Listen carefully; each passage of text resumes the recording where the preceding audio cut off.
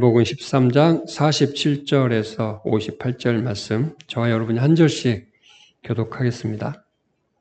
천국은 마치 바다에 치고 각종 물고기를 모는 그물과 같으니 그물의 가득함에 물가로 끌어내고 좋은 것은 글쎄 담고 못된 것은 내어버립니다. 세상 끝에도 이러하리라. 천사들이 와서 의인 중에서 악인을 갈라내어 풀무불에 던져 넣으니 거기서 울며 이를 가르치라. 이 모든 것을 깨달았느냐 하시니 대답하되 그러하오이다. 예수께서 가라사대 그러므로 천국의 제자가 슬퍼하라. 마치 새것과 이것을 바다에서 내어온 집주인과 같으니라. 예수께서 이 모든 비유를 마치신 후에 거기를 떠나서 고향으로 돌아가서 저희 대장에서 가르치시니 저희가 돌아가는데 이 사람의 이 지혜와 이런 능력이 어디서 이는 그 목수의 아들이 아니냐. 그 모친은 마리아, 그 형제들은 야고보, 요셉, 시몬, 유다라 하지 않느냐. 그 의인은 다 우리 앞에 있지 않아. 그런즉 이 사람의 모든 것이 어디서 났느냐 하고 예수를 배척한지라. 예수께서 저희에게 말씀하시되 선지자가 자기 고향과 자기 집 외에서는 존경을 받지 않음이 없느니라 하시고 저희의 믿지 않음을 인하여 거기서 많은 능력을 행치 아니하시니라. 이 말씀은 하나님의 말씀입니다. 아멘. 이 마태복음이 28장으로 되어 있는데 거기는 굉장히 이 구조적인 어떤 이해를 가지고 쓰여져 있습니다. 거기 안에는 이제 기둥과 같은 5개의 강화가 있습니다. 그러니까 5장, 6장, 7장에서 봤던 그 산상수이 있었고 또 10장에서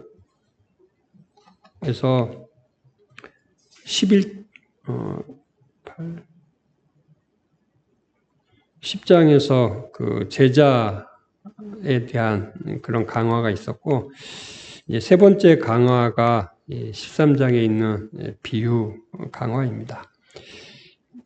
이 천국 비유는 이 마태복음에서 굉장히 중요하고 물론 성경 말씀이 다 중요하지만 그 중에서 이 마태가 얘기하고 싶은 핵심이 들어있는 그런 말씀이다. 이렇게 얘기를 합니다. 그리고 이 위치적으로도 한가운데는 아니지만 중심부에 있습니다. 이제 28장이니까 중심은 14장이나 15장이 되겠잖아요. 이제 장으로 나눠서 그렇고 분량으로 하면 뭐 분량도 앞쪽으로 조금 치우치긴 하지만 어쨌거나 이 천국 비유는 이 마태복음의 이제 중심에 위치하고 있다 이렇게 볼 수가 있습니다. 우리는 이 마태복음 5장, 6장, 7장에서 이 예수 그리스도가 누구이신가 하는 것을 산상수훈을 통해서 볼 수가 있었는데 예수 그리스도는 의와 긍휼의 존재다. 이렇게 우리가 정의를 했습니다. 의라고 할 때 이 의는 하나님의 은혜의 통치를 얘기를 합니다. 하나님의 은혜의 통치. 그리고 긍휼이라고 하면 이 하나님의 생명의 성령의 능력. 이것을 긍휼이라고 정의할 수가 있습니다. 그러니까 이것은 하나님의 특성이죠. 하나님의 특성. 하나님의 특성인데 이것이 사람인 예수 그리스도의 특성으로 존재하는 것이죠. 그래서 예수 그리스도는 하나님의 구원자가 되시는 것입니다. 이 의를 예수 그리스도가 의이시고 예수 그리스도의 삶이 긍휼이다. 이렇게 이제 얘기를 할 수가 있겠잖아요. 그러면 저번 시간에도 잠깐 이 은혜에 대해서 우리가 좀 살펴봤는데 이 은혜라고 하면 이 하나님의 통치의 방식이에요. 하나님의 통치의 방식. 이 구약 성경에서는 하나님의 통치의 방식이 율법이라고 생각을 했습니다. 그러니까는 어디에 보면 한 손에는 이렇게 저울을 들고 한 손에는 칼을 들고 뭐 이런 이 동상이 있었는데 어디가 그런 게 있었지? 그래서 이제 법원이었나요? 예, 그러니까 저울을 달아서 미치지 못하면 가차없이 칼을 내리치는 이런 것이 율법이라고 봤어요. 하지만 우리가 이제 8번째 비유라고도 하고 이제 51장 51절 52절에 보면 이 천국의 제자된 서기관마다 새 것과 옛 것을 그 국관에서 내오는 집주인 같다 이렇게 얘기를 하고 있는데 그러니까 여기서 이제 얘기하는 집주인은 서기관이잖아요. 제자된 서기관이잖아요. 그 제자된 서기관. 본래 이 서기관은 구약의 인물이죠. 그 사람들은 이제 성경을 이렇게 필사하거나 그 외에 성경을 회당이나 이런 데서 가르치는 그런 일을 하는 사람들이 이 서기관인데, 예수님은 이제 예수님을 통해서 구원 얻은 그런 존재들이 천국의 제자된 서기관이다. 이렇게 말씀을 하시면서 그들은 새 것과 옛 것을 곳간에서 내어온다. 이런 이제 표현을 하고 있습니다. 여기서 새 것과 옛 것은 이제 구약의 가치와 신약의 가치, 이런 것이겠죠. 그냥 이렇게 단순하게 표현을 하면. 그래서 이제 우리가 이 구약 성경을 뭐 유대인들이나 유대교나 또는 심지어는 지금 이 구약 학자들이 생각하는 그런 가치에서 구약의 관점으로 바라보면 예수님은 이 구약 성경은 율법이 중심이고 율법은 이 저울을 들이밀어서 가차없이 칼을 내리치는 그런 형태로 나타나는 것이죠. 그런데 예수 그리스도로 말미암은 신약의 세계에서는 신약의 세계 그리고 그 신약의 관점에서 구약을 바라봤을 때는 결코 이 저울을 들이대고 칼로 내리치는 그런 하나님의 통치 방식이 아니다라고 하는 것이죠. 그러니까 구약 시대 사람들 내내 사실 오해를 대부분 했던 것이죠. 특별히 유대교에서는 그런 현상이 굉장히 도드라졌다고 볼 수가 있습니다. 그래서 이 하나님은 구약이나 신약이나 이 세상을 통치하시는데 은혜로 통치를 하시죠. 은혜로. 그래서 구약 성경 내내 보면 특별히 뭐 시편이랄지 또 선지서 이런 것들을 보면 하나님께서 이 세상을 얼마나 사랑하시고 이 세상 가운데 하나님이 은혜로 통치하시는가 하는 것들을 구구절절하게 애절하게 그렇게 표현을 하고 있습니다. 그런데 그런 현상들은 지금도 현재 그 신약을 살아가는 우리도 동일한 것 같아요. 성경을 구약을 읽든 신약을 읽든 이 예수 그리스도, 이 의이시고 긍휼이신 예수 그리스도를 제대로 우리가 알지 못하면 성경은 저울을 갖다 대서 그 무게가 떨어지면 그 기준에 못 미치면 가차없이 심판을 가하는 그런 존재가 하나님이시고 하나님의 심판이라고 우리가 생각을 하고 있는데 그것은 아주 커다란 오해이고 그것은 사단의 괴계라고 볼 수가 있습니다. 그래서 이 예수님께서는 이 성령을 통해서 이 세상의 치유와 긍휼 그리고 거룩과 생명의 복음을 가져오셨고 그것을 통치 이념으로 세우셨다. 그래서 우리가 이 세상을 살아가는 이 세상은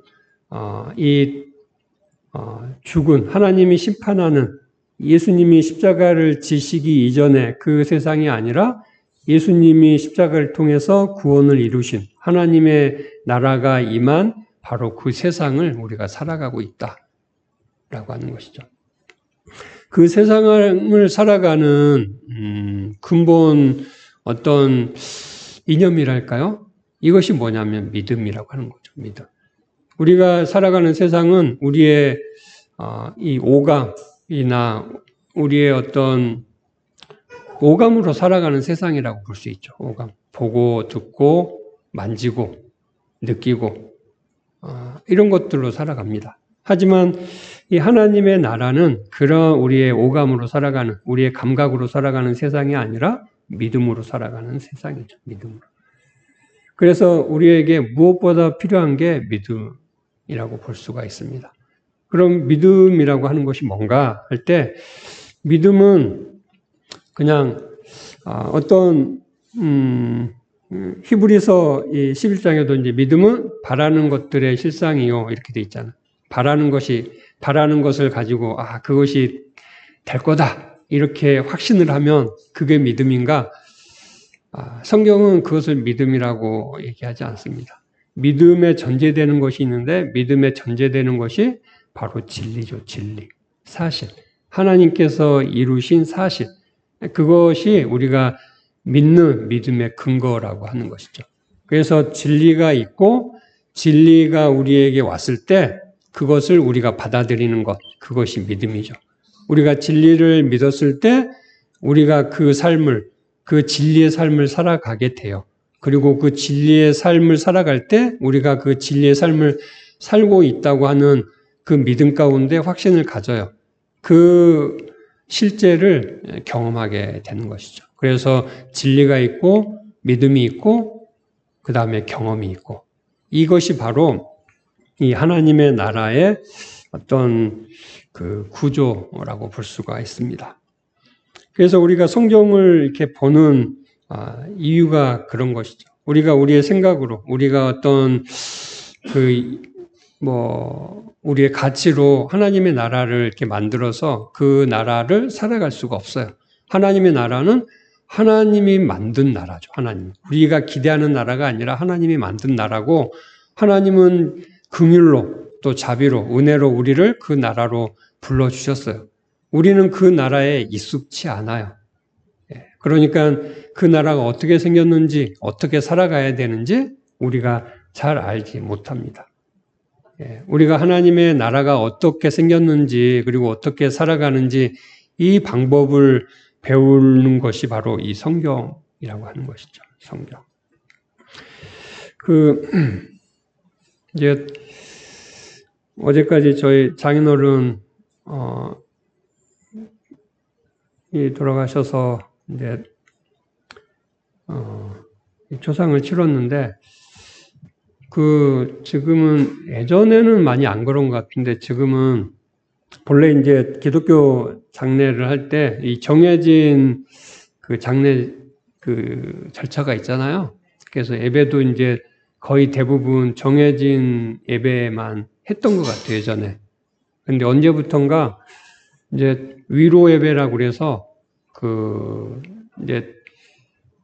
그러니까 보통 이제 죽은 당사자나 이게 메인으로 있는 상주가 해당되는 그 교회에서 이제 메인으로 이렇게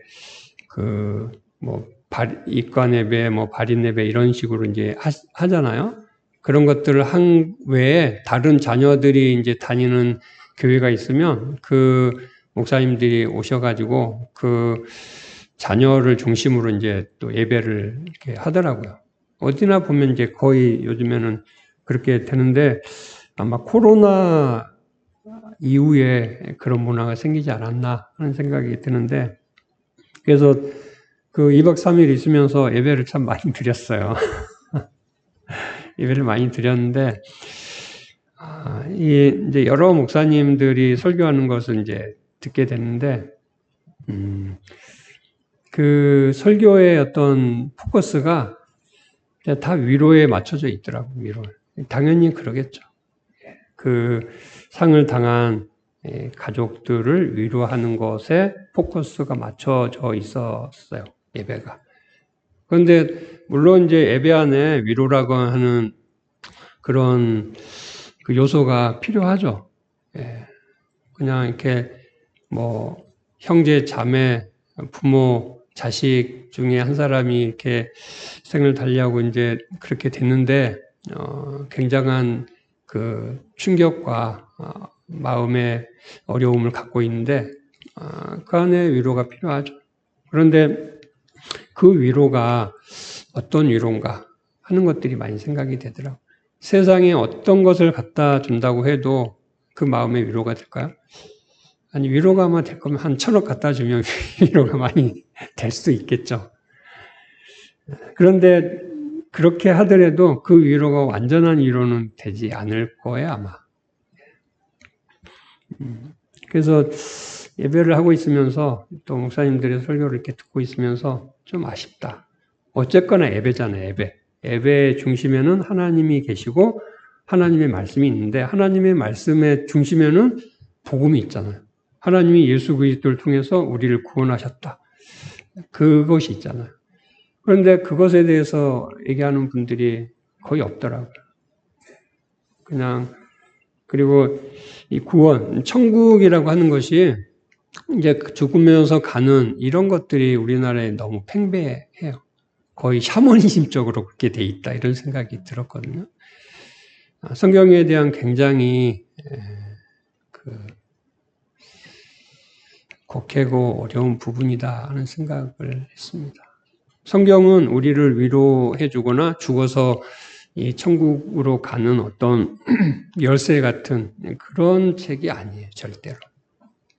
천국은 이미 예수 그리스도가 이 땅 가운데 오심으로 인해서 우리 가운데 와 있는, 천국은 뭐 여기 있다 저기 있다 할 것이 아니요. 어디가 있죠? 우리 가운데 있잖아요. 우리 가운데. 우리 마음에 있는 것이기도 하지만 우리 가운데, 우리가 지금 살아가고 있는 이곳에 있어요. 예. 그리고 그 천국이 우리가 이 세상을 마감할 때 이 완전한 그 천국이 우리에게 올 겁니다. 예. 그냥 죽어서만 이렇게 경험되는 게 아니라 이미 살아있을 때도 경험할 수 있고 경험이 돼야 되는 그 세계가 바로 천국이라고 하는 것이죠. 예수님은 오늘 이 천국 비유를 통해서 지금 현재 우리가 천국에 살고 있다라고 하는 것을 얘기를 해주고 있습니다. 그런데 이 7개의 비유를 우리가 보면 천국이 이렇구나. 이게 손에 잡히지 않아요. 눈에 보이지 않아요. 예, 감각이 되지 않아요. 그게 문제인 거죠. 이 세상에 임한 천국은 우리의 육신의 눈으로 또는 우리의 이 육신의 손으로, 육신의 귀로, 육신의 감각으로 이렇게 만져지고 느껴지는 것이 아니기 때문에 예수님이 이 비유로 이 천국을 설명을 해주고 있는 것이죠. 그래서 이 첫 번째부터 네 번째까지, 그러니까는 이 씨 뿌리는 자의 비유랑 가라지 비유, 그리고 겨자씨 누룩 비유, 여기에서는 이 천국의 어떤 외적인 현상에 대해서 설명을 하고 있습니다. 그리고 그 천국의 외적인 반응, 그리고 외적인 현상, 그리고 그 천국에 대한 세상의 반응, 이것을 이제 얘기를 하고 있다고 보면 이 5번째부터 7번째, 그러니까 이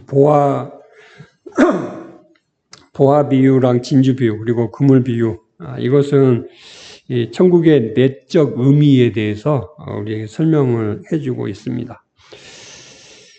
우리가 지난 시간에 이제 다 이렇게 좀 살펴보고 우리가 7번째 그물 비유를 볼 텐데 앞에 것들을 간략하게 좀 살펴보고 7번째 그리고 그 이후의 것들을 좀 보겠습니다.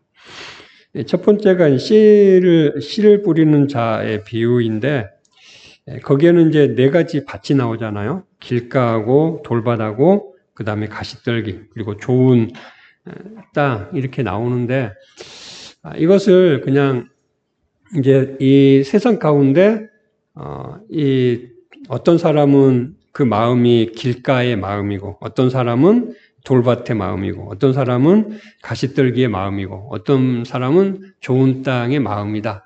이렇게 이제 볼 수 있는데 이것을 조금 다른 관점에서 보면 한 사람의 그 상태를 얘기한다고 볼 수도 있어요.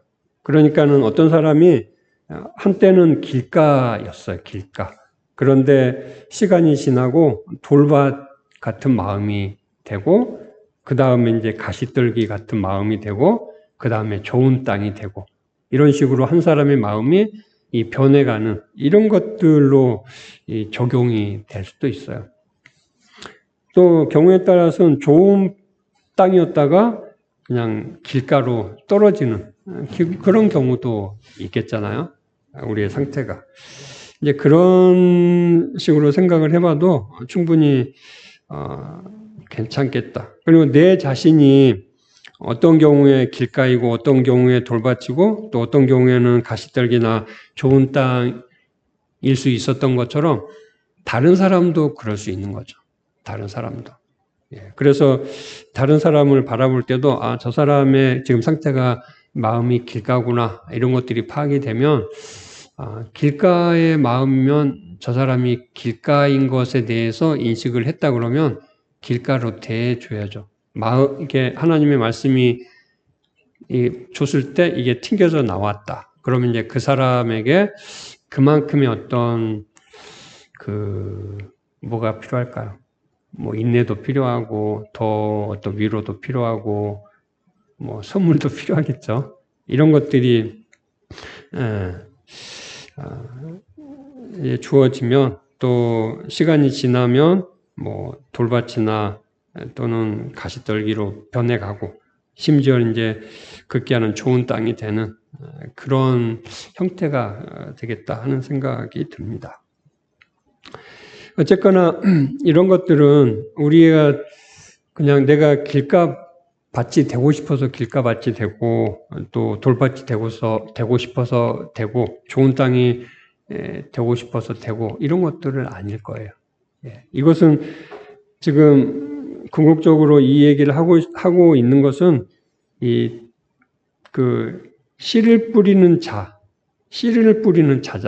씨를 뿌립니다. 씨가 뿌려졌을 때 그 사람의 마음이 어떤 상태인가가 나타나는 거죠. 몰라요. 모르는데 씨가 떨어졌을 때 그냥 씨가 없어져 버려.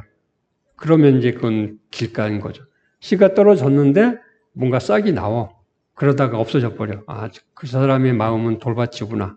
씨가 떨어졌는데 뭐가 이렇게 막 자라가지고 이게 풍성하게 돼. 그러다가 열매를 맺을 때쯤 없어져 버려. 저 사람은 가시떨기 같은 마음이구나. 그 사람에게서 이렇게 열매가 나타나. 그럼 저 사람의 마음은 좋은 땅이구나. 이렇게 되는 거죠. 그래서 이 씨를 뿌리는 자의 비유에서는 그 사람의 이 천국을 살아가는 이 사람의 마음 상태가 어떤가 하는 것들을 점검할 수가 있는 거죠. 그 다음에 있는 비유가 이 가라지 비유인데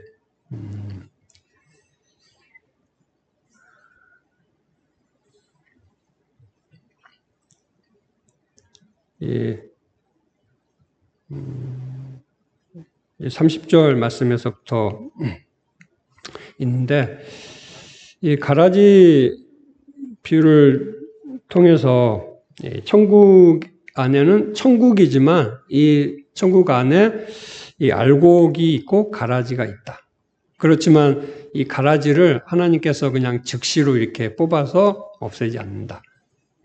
그 가라지는 뭐 가라지가 이렇게 곡식이 될 리는 없잖아요.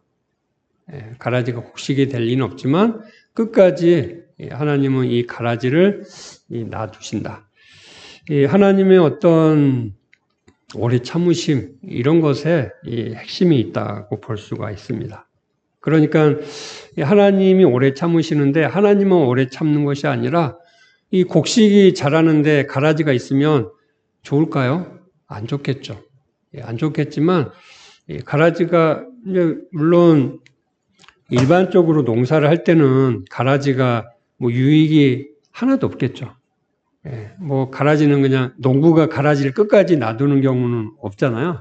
예, 없습니다. 없는데 이것은 이제 비유니까 이렇게 하는 거죠. 근데 이 가라지가 우리 이제 이 천국 세계에 알곡들이 자라고 있는데 가라지가 있으면 가라지는 어떤 역할을 할까요? 예, 이 가라지는 보통 이 알곡을 더 도드라지게 만드는 것 같아요. 그리고 이 알곡들이 이렇게 알곡으로 연구로 갈 수 있는 그런 역할들을 하는 것이 이 가라지의 역할이지 않을까 하는 생각을 해보거든요. 예, 그래서 하나님이 가라지를 참아주시죠. 그래서 천국의 백성들이 가라지에 대해서 이렇게 꺾어버리는 것이 아니라 참아줘야 되는 것. 참아줘야 되는 것이 아니라 하나님께서 그 알곡들에게 가라지를 참아내는 그 하나님의 성품을 주시는 거죠. 예, 인내를 주시는 거죠. 참아내는 그것을 주시는 거죠. 그래서 이게 하나님께서 내 마음 가운데 이 가라지를 참아내게 하시는구나. 예, 이것을 경험할 수가 있게 되는 거죠. 그 다음에 이제 겨자씨와 누룩이 있는데, 이제 겨자씨와 누룩은 이 하나님의 나라가 확장해 가는 것에 대해서 얘기를 하고 있습니다. 확장. 그냥 이렇게 머물러 있는 것이 아니라 이 양적으로, 질적으로 확장, 성장하고 변화한다라고 하는 것을 겨자씨와 누룩의 비유를 통해서 얘기를 합니다. 그리고 이제 특별히 이게 36절 말씀부터는 이 가라지 비유에 대해서 하나님께서 특별히 제자들에게 이제 자세하게 설명을 해 주시는데, 이 가라지가 뭔가 할 때 41절에 모든 넘어지게 하는 것, 그리고 불법을 행하는 자들, 이 존재들이 바로 가라지다라고 정의를 해 주십니다. 이 넘어지게 하는 것, 이것이 걸림돌이라고 했잖아요. 걸림돌 또는 장애물인데, 그것이 구체적으로 인간의 자기의 또는 편견, 이런 것들이라고 볼 수가 있습니다.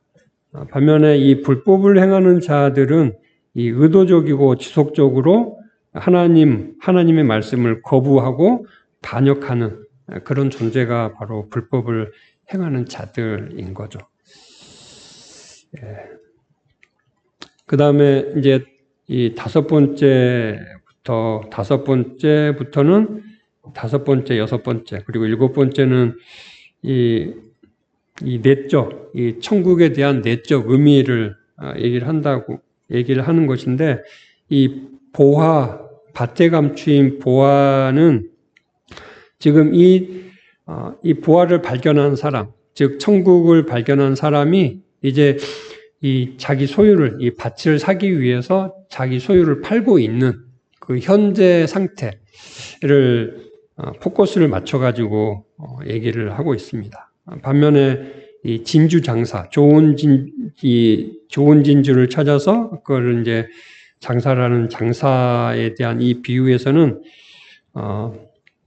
이 팔고 있는 상태가 아니라 다 판 상태에서 이제 살 거에 대한 기대를 가지고 있는 그 기쁨을 얘기를 하고 있는 것이죠. 그러니까 이제 포커스가 밭에 감춘 보화랑 이 천국 비유는 약간 좀 틀려요. 똑같이 자기의 소유를 다 팔아 그 밭을 샀느니라, 이렇게 이제 결론을 내리지만 이 포커스가 조금씩 다르다고 하는 것이죠. 이 밭에 감춘 보화 비유에서는 자기 소유를 다 파는 것에 포커스가 있어요. 그러니까 이제 보화를 발견했는데 그것이 완전히 내 거는 아니죠. 내 거를 이제 만들 거에 대한 소망을 가지고 내가 가지고 있는 것을 이제 파는 거죠. 아마 우리가 뭔가 이제 좋은 그걸 사기 위해서 돈이 모자라서 이제 돈을 마련하기 위해서 내 물건을 하나씩 팔면 아까울 수도 있지만, 이 물건이 팔려야지 내가 사고 싶은 거를 산다고 보면 이 물건 하나 팔리는 것에 대한 기쁨도 대단할 거라고 생각이 되거든요. 내 물건, 내 소유를 판다라고 하는 것이 뭔가 할 때, 이제 내 어떤 앞에서 이 가라지 비유에서 모든 넘어지게 하는 것이나 불법을 행하는 것이 인간의 자기의나 편견, 그리고 하나님에 대한 이 거부나 반역, 이런 것들이라고 했는데, 이제 심지어 이런 것들까지도 하나씩 없어진다고 생각을 해보세요. 십자가를 통해서 내 의가 드러났어요. 내 의가. 그랬을 때 내 의가 드러났을 뿐더러 그것이 십자가를 통해서 제해졌다, 죽었다라고 하는 이런 사실이 바로 이제 내 소유가 팔린 거잖아요. 그랬을 때 그 기쁨. 저도 개인적으로 한 2년여 이 은혜 복음 안에서 이 복음을 조금씩 더 의미가 확장이 되고 또 깊어지면서 내 자신이 발견이 됐는데 때로는 처음에 내가 죽고 그리스도가 산다라고 하는 이 가치가 알아졌고 그리고 이 십자가에 죽은 것이 내 옳음, 내 선, 이것까지도 포함이 된다라고 하는 것이 알아졌을 때 참 기쁨이 있었어요. 그래서 어쩌면은 그때까지 내 평생에 내 어떤 그 인격, 좋은 인격을 함양하려고 했고 그 좋은 인격으로 살아가면서 다른 사람들로부터 내 좋은 인격이 발휘되는 이런 것들에 대한 일종의 자부심, 이런 것들로 살아온 그런 부분이 있는데 그 인격을 형성하는 데는 신앙이 많은 도움이 됐겠죠. 하나님의 말씀이. 그런데 그것이 다 내 의라고 하는 것이 알아졌고 그것들을 다 포함해서 예수 그리스도께서 십자가에 죽으셨다라고 하는 것이 알아졌을 때 정말 이렇게 천국에 대한 기쁨 이런 것들이 내 마음 가운데 가득했어요. 근데 문제는 그 마음이 이제 가득한 것이 쭉 간 것이 아니라 쭉 가다가 뚝 떨어지더라고요. 인간의 어떤 그게 연약함인 것 같아요.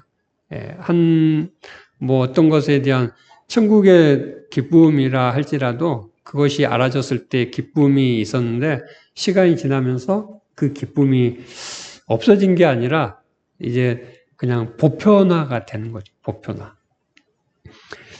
아무튼 이 밭에 감추인 보화 이 비유에서는 그런데 하나님의 나라에 합당하지 않은 것이 하나씩 알아지고 제거가 되는 그것에 대한 이 기쁨을 얘기한다고 볼 수가 있습니다.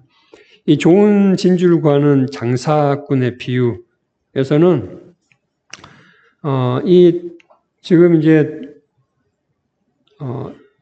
지금 이 좋은 진수를 구하는 장사꾼 이거는 아마 진주가 여러 개 있을 거예요. 많이 이제 장사꾼이니까 많이 있겠잖아요.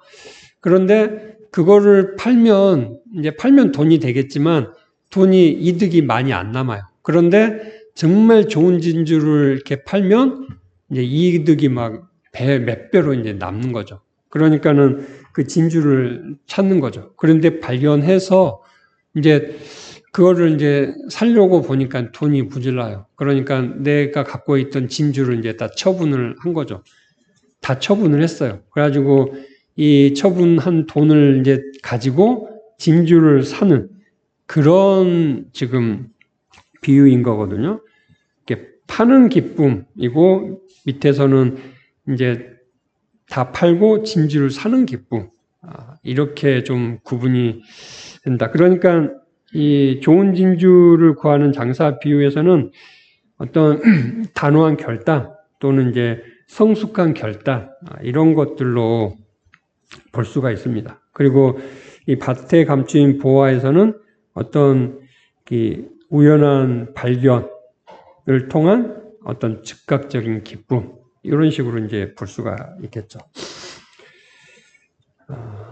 그리고 이제 그물 비유인데 이 그물 비유는 이 가라지 비유하고 맥락은 좀 같아요. 이 밭에 이 알곡과 가라지가 함께 섞여 있는 것처럼 그물에도 좋은 것과 못된 것이 같이 섞여 있는 거죠. 그런데 좋은 것과 못된 것이 섞여 있는데 그것이 이제 이 그물 안에 있을 때, 이 바닷가 안에 바다 속에 있을 때는 같이 섞여 있는데 이것이 이제 올리죠. 끌어올려 갖고 무트로 갖고 왔을 때는 거기에서 이제 좋은 것과 못된 것을 이제 구분한다는 거죠. 49절에 세상 끝에도 이러하리라. 천사들이 와서 의인 중에서 악인을 갈라내어. 이 갈라내는 거죠. 갈라내. 이 갈라낸다라고 하는 이 말이 이제 분리 또는 이제 구별을 얘기하는데 거기에 이제 좋은 것과 못된 것, 의인과 악인을 분리하고 구별을 한다는 거죠. 이제 근본적으로는 이제 어떤 종말에 대한 얘기라고 볼 수가 있는데 이 갈라내는 것에 대한 그 기준이 있을 거예요. 좋은 것과 못된 것. 그러면 좋은 것과 못된 것의 기준이 뭘까 하는 거죠. 이 구약에서는 이 좋은 것과 못된 것이 있잖아요. 정결한 것과 부정한 것. 그래서 땅도 그렇고 음식도 그렇고 뭐 여러 가지가 이제 이 정결한 것과 부정한 것, 특별히 이제 레위기서에 보면 이런 기준들이 많이 있는데 지금도 이제 그런 식으로 구분이 돼야 될까요? 좋은 사람과 안 좋은 사람 이런 식으로 인격이 좀 되는 사람과 안 되는 사람. 그러면 인격이 좋다는 것과 안 좋다는 것의 기준은 어떻게 정할까요? 여기서 이 기준은 다른 것이 아니라 예수 그리스도가 기준이 될 거예요. 예수 그리스도가. 특별히 예수 그리스도를 온전히 믿느냐, 믿지 않느냐. 이것이 이제 기준이 될 거죠. 42절에도 풀무불에 던져 넣으리니 거기서 울며 이를 갈미 있으리라.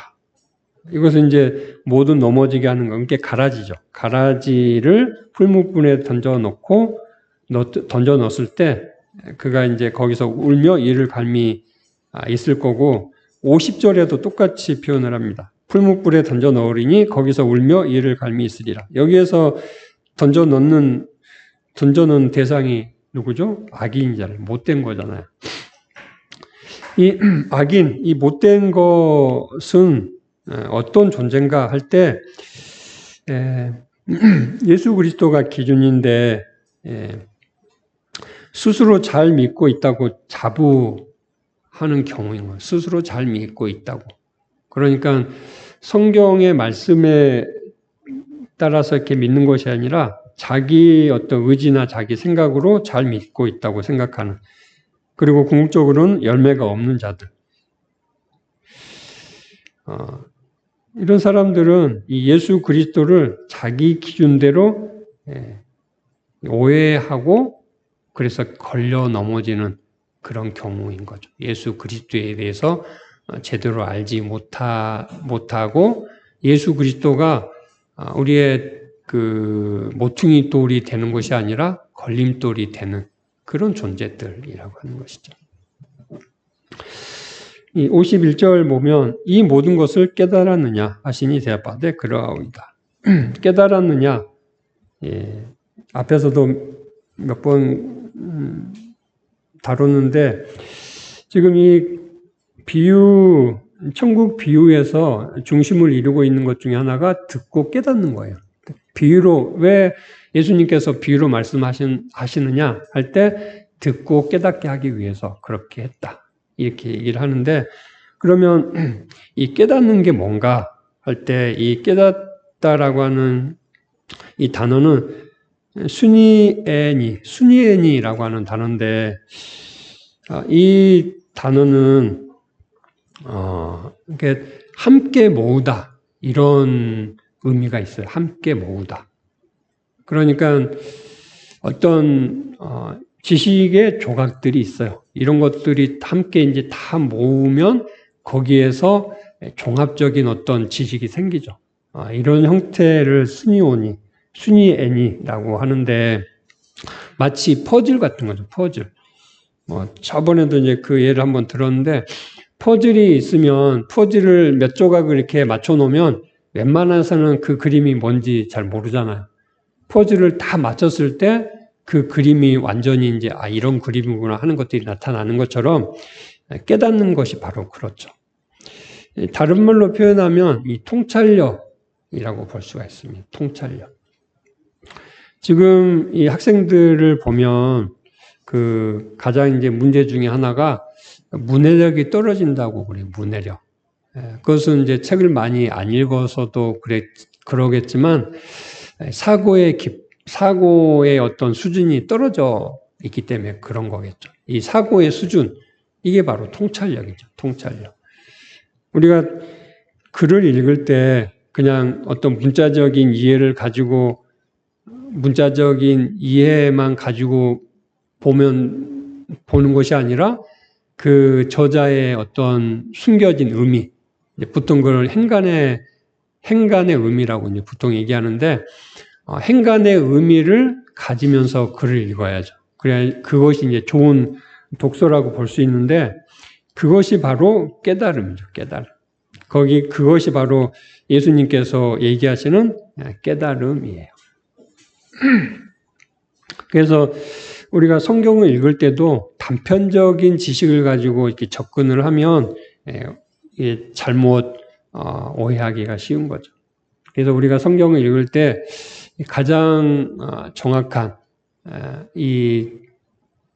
정확히 읽는 것은 예수 그리스도의 관점으로, 이 복음의 관점으로 읽는 거죠. 그렇게 할 때 그 말씀의 의미를 하나님께서 우리에게 주시는 그 계시로 온전히 알아먹을 수 있게 되는 것입니다. 그런데 이제 51절에 예수님께서 제자들에게 이 모든 것을 깨달았느냐 이렇게 물으시니까 제자들이 예, 다 깨달았습니다. 이렇게 대답을 하고 있어요. 놀랍지 않나요? 분명히 이 제자들은 네, 그런 얘기입니다. 이렇게 해서 다 깨달았을 거예요. 이렇게 대답을 한 것처럼. 그런데 이 깨달은 것이 영적인 깨달음이 아니었다라고 하는 것이 문제죠. 왜냐하면 지금 이 제자들이 예수님의 말씀을 듣는 시기는 예수님에게서 듣는 거죠. 예수님에게서. 우리가 신앙생활을 하는 것은 내가 죽고 그리스도가 사시는 것이 신앙생활이에요. 나로 사는 것이 아니라 그리스도로 사는 것. 즉 그리스도의 생명으로 사는 것이 신앙생활이죠. 그리스도의 생명으로 산다는 것은 다른 말로 표현하면 성령으로 사는 거죠. 성령의 내주로 사는 것. 그것이 바로 신앙생활인 거죠. 이들은 이 감각으로는 그들의 지식으로는 예수님의 이 얘기들이 다 깨달아졌을 거예요. 아마 우리도 지금 이렇게 가물가물한 부분도 있지만 그래도 적당히 대충 지금까지 이렇게 살펴봤던 것, 그리고 13장에서 이 천국 비유에 대해서 대충 이런 내용이구나 하는 것들을 아마 우리도 깨달았을 거예요. 깨달았으면 우리가 이 천국을 온전히 누리는 그런 삶을 살아갈 수 있는 것이 아닌 거죠. 이제 그런 맥락에서도 조금 볼 수 있습니다. 그래서 52절에는 천국의 제자된 서기관마다 마치 새 것과 옛 것을 곳간에서 내오는 집주인과 같다. 이렇게 예수님께서 말씀을 하시죠. 여기서 이제 새 것을 그냥 단순하게 이제 신약, 옛것, 구약 이런 식으로 표현을 해도 다르진 않을 것입니다. 예수 그리스도의 관점으로 봤을 때 신약이든 구약이든 이 천국에 대한 올바른 이해를 가질 수 있고 또 천국을 살아갈 수 있는 그런 형태가 되는 것이죠. 이것을 조금 더 풀어서 얘기를 하면 이 새 것 속에 옛 것이 담겨 있죠. 그리고 새 것을 통해서 옛 것을 보아야 그 의미를 보게 된다고 말할 수 있습니다. 그러니까 옛 것은 옛 것으로 의미가 있는 것이 아니라 새 것이 옛 것으로 적용이 돼야지 이 의미가 있게 되는 것이죠. 그래서 우리가 예수 그리스도 안에 있을 때, 그리고 천국의 삶을 살아갈 때 새 것과 옛 것이 동일하게 같은 의미로 받아들일 수 있다.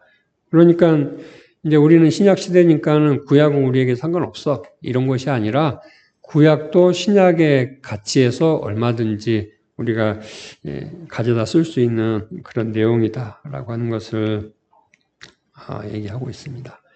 54절 말씀 이후에서는 이제 예수님께서 고향으로 돌아가셨는데 예수님의 고향이 어디죠? 나사렛이겠죠. 나사렛으로 가셨는데 거기에는 이제 어머니와 이 형제들이 살고 있습니다. 그래서 예수님이 이 회당에 가셔서 가르치셨어요. 그러니까 이 동네 사람들이 예수님의 이 가르치심에 놀랐죠. 놀라고 반응이 와, 이 사람의 지혜와 능력이 어디서 났냐 이렇게 하면서 얘기를 하는데 결국 결론이 뭐냐? 57절 말씀에 보면 예수를 배척한지라. 이 사람들은 예수님의 말씀 또는 이제 어떤 58절에 보면 저희의 믿지 않음을 인하여 거기서 많은 능력을 행치 아니하시니라. 그러니까 능력을 아예 행치 아니하시니라가 아니라 많이 행치 아니하시니라잖아요. 그래서 몇 가지는 이제 능력을 행하셨다는 얘기인데 그런 것들을 보고서 놀랐죠. 뭐 어떤 이제 병을 고치거나 이렇게 했을지 모르겠는데 이 사람들의 반응은 놀란 거였어요. 그런데 놀란 건 놀란 거고 예수님은 배척했다. 이렇게 지금 얘기를 하고 있는 것이죠. 이 배척했다라고 하는 이 것이 이제 받아들이지 않았다 이렇게 볼 수 있는데 이 배척했다 이 단어가 그러니까 41절에 보면 그 가라지 비유에서 모든 넘어지게 하는 것, 이 모든 넘어지게 하는 것, 이 단어하고 똑같은 단어예요. 그러니까 넘어지게 하는 것이 예수를 배척하는 것인 거죠. 예수님을 걸림돌로 생각하는 거죠. 왜 예수님이 걸림돌이 되는 거냐 하면 예수님을 이 육신으로만 보게 될 때 그렇게 되는 것이죠. 목수의 아들 그리고 마리아의 아들 그 야고보, 요셉, 시몬, 유다. 그러니까 별 볼 일 없는 변변치 않은 사람이라고 하는 얘기잖아요. 그렇게 그 앞에 우리가 1장인가 2장인가서도 보면 나사렛에서 무슨 선한 것이 날 수 있냐 뭐 이런 얘기도 있었잖아요. 이 사람들의 이렇게 관점, 이 감각을 통해서 보는 이 예수님은 그렇게 별 볼 일 없는 사람이었다고 하는 것이죠. 그런데 그 존재를 하나님이 성령을 통해서 쓰셨을 때 구원자가 되셨고 그리고 하나님의 나라를 이 땅 가운데 오게 하신 그런 존재가 됐다는 것이죠. 우리가 여기서 조금 이제 우리 자신을 좀 돌아보면 우리가 뭔가 이렇게 좀 갖추고 또 뭐 잘 나가는 사람이 되고 싶은 마음이 있는 것 같아요. 그것은 다만 내 자신의 어떤 자부심 때문에만이 아니라 뭔가 세상에 좋은 선한 영향력을 끼치기 위한 그런 선한 마음에서도 그런 부분이 있을 수 있어요. 하지만 성경에서는 그런 것까지라도 이 넘어지게 하는 것이라고 하는 것이죠. 예수님을 배척하는 것에 해당된다. 이렇게 얘기를 하고 있는 것입니다. 그래서 우리 자신이 예수님이 뭔가 대단한 존재여서 대단한 일을 한 것이 아니라 예수님은 성령에 의해서 살아간 존재였기 때문에 메시아가 됐고 대단한 일들을 하셨다는 것이죠. 우리가 이 세상을 살아갈 때, 이 천국의 백성으로 살아갈 때 우리가 뭔가 능력을 키우고 우리의 어떤 소유를 통해서 그런 일들을 하려고 노력할 때 그것은 예수를 배척하는 사람이 된다라고 하는 것이죠. 이 이야기는 사실은 가볍게 말씀드리는 거지만 결코 가벼운 얘기가 아니에요. 구분하기가 정말 어려운 부분이고 많이 걸려 넘어지는 것 같아요. 소두에서 말씀드렸던 많은 이 목회자들이 성경을 위로를 주는 책으로 갖다 써요. 나에게 내가 중심이 돼서 내가 구원을 받고 내가 능력을 받고 내가 하나님께 뭔가 이렇게 드리고 또 세상에 대해서 하나님의 일을 하는데 역할을 할 수 있는 그런 도구로 성경을 갖다 써요. 성경은 절대로 그런 책이 아니에요. 중심이 하나님이죠, 하나님. 그래서 우리가 이 키아즘 성경을 통해서 가지는 핵심이 뭐냐면 주어가 하나님이다 라고 하는 거예요. 주가 하나님, 우리가 주어가 아니라 하나님이 주어인 거죠. 이 세상이 그렇고 천국이 그렇고 우리 자신에 대해서 바로 주어가 하나님인 거죠. 하나님께서 우리를 통해서 일하시는 거지 우리가 하나님을 통해서 일하는 것이 절대로 아니에요. 일하는 건 똑같지만 우리가 일하는 것과 하나님이 일하는 것의 차이는 어마어마한 거죠.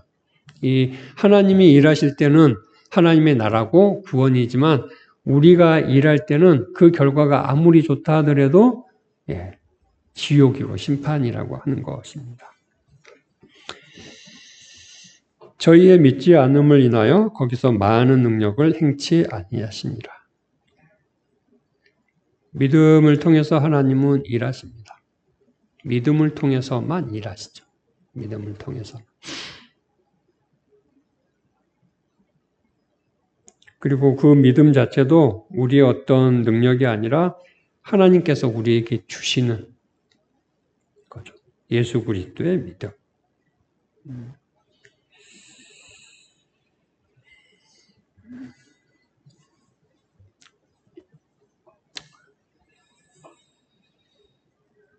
예수 그리스도는 우리에게 그 십자가를 통해서